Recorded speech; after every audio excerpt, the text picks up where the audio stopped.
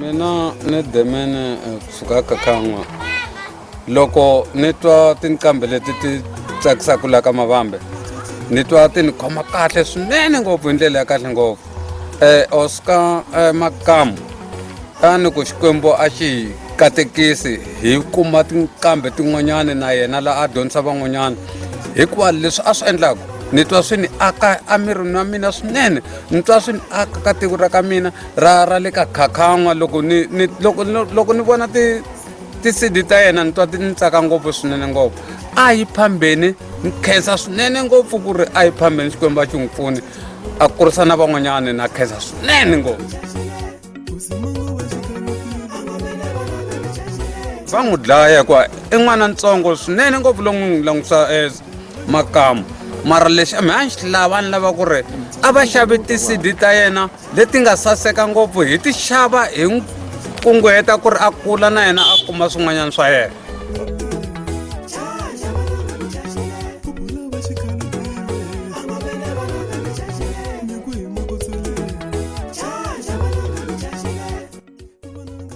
Mina hi mina Glory Chauke, ni mantsongo wa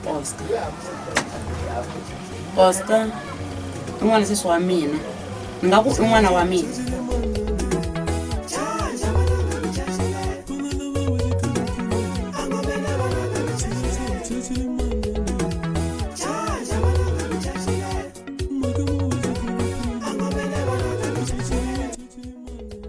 Vuxokoxoko bya Oscar ni byi tiva ngopfu handle ni le ndzeni, hikuva ku n'wana loyi i n'wana la nga bebula ni kha ni n'wi vona.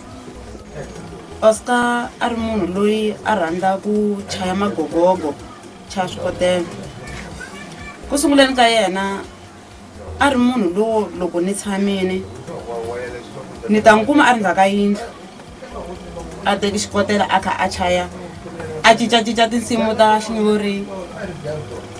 Mi kuma ka risimu ra xinyori leri a ri rhandza ngopfu, hi rin'wana risimu leri a ri tsakela ku a ku satisa sweswo sata.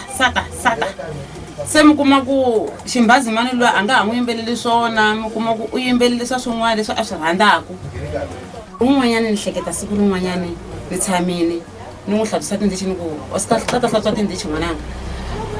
A hundzuluka a hlantswa heta ku hlantswa a suka a famba a ya ndzhaku ka yindlu a ku ni hlantswisiwa na tindichi, ni hlantswisiwa hi valoyi, na hlupheka mina ni hluphekisiwa hi valoyi.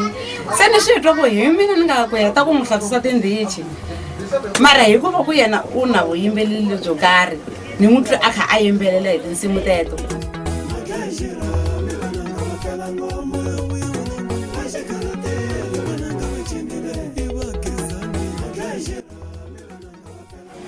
Ni nga ku Oscar a yi mahlweni na nyiko ya yena, ntaleta leri u nyikiwa hi Xikwembu a nga nyikiwangi hi munhu, hikuva nyiko leyi na yena loko hi yi languta ha tsaka, ni tsaka swinene.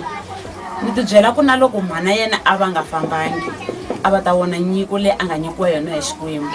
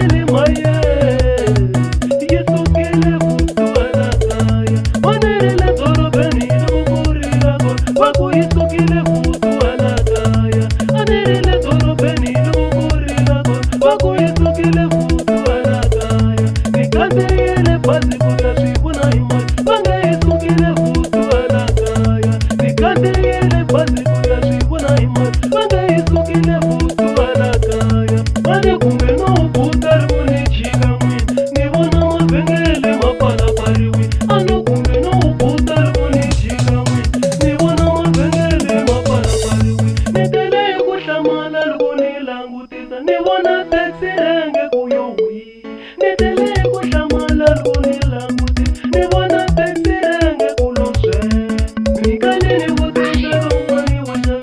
loko na ta yi